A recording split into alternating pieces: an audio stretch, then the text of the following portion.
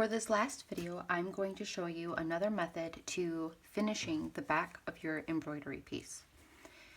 For the heart sampler, I showed you how to trim around the edge and glue the fabric to the inside of the hoop. For this design, I want to show you another method. We're still going to use a felt, and I love this sparkly felt that comes in all of my kits. We will place it inside, sparkly side out, so you can enjoy the sparkles. And this will cover up the stitches. Then you can use any kind of scissor for fabric and trim away, leaving about 1 inch of fabric around the entire edge.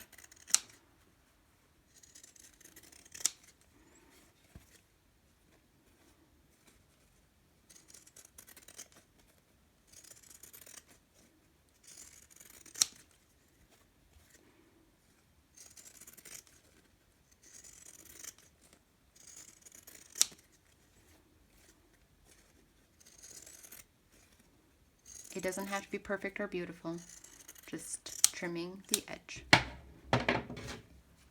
Next, you are going to take any color thread. You can use white, you can use a color from your kit. I'm using that reddish color from the kit. And I'm going to measure. I need enough thread to go all the way around and have extra to tie a knot.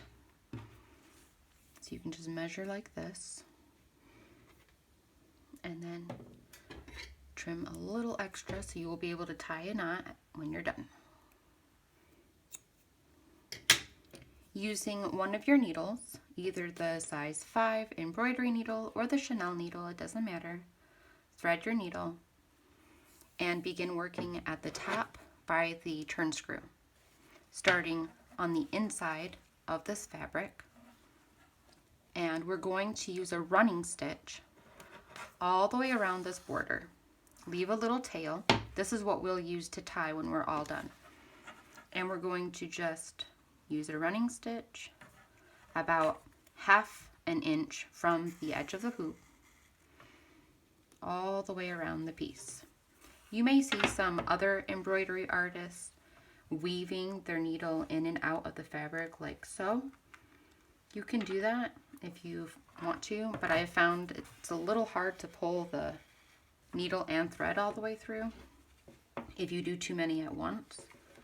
So you can kind of just weave that needle in and out, and then this allows you to do several stitches instead of painstakingly doing one little running stitch at a time.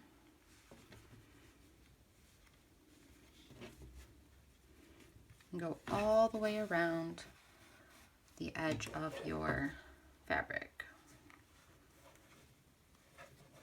And out.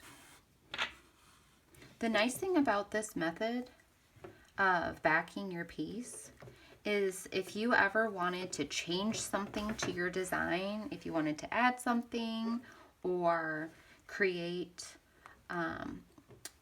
a different part of the design or change a color, this allows you to remove the stitches and easily just pick up this backing, move it out of the way, and you can do whatever you want to your piece. If you glue it, it's permanent and you can't change the stitches you've done. And you don't want to stitch into the fabric after you've glued it, because that would possibly stretch the fabric and you'll never get the fabric tight in the hoop again if you stitch after gluing it. That's why if you are ever at a hobby store and you see the pre-loaded hoops that already have the fabric in the hoop for you, but the fabric is glued, it's not a great thing to spend your money on, because when you stitch into that fabric's going to get loose and you're never going to get that fabric tight again. And half the time, the ones I've seen at the store, the fabric's not even tight to begin with. Rule number 1 for embroidery is to have tight fabric in the hoop. Work your way all the way around with that running stitch. And as you get closer to the beginning, kind of gauge how many more of these little running stitches you want to make. Because you want to stop on the inside, on the same side as this tail that we left at the beginning.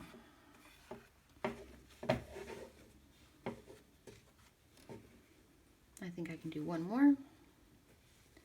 Then you can take the thread out of your needle and using whichever strand, whichever side is shorter, I like to pull tight and cinch up all of that thread. And this gives a nice finished look to the back of the piece.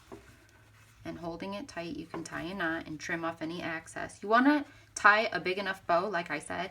If ever you wanted to fix a part of your pattern or change something, you want to make sure you have some extra thread when you go to finish the back of it again. So make sure you have like a big bow on the back, and then you can just trim off this extra bit of tail here. And there's one method to backing your piece.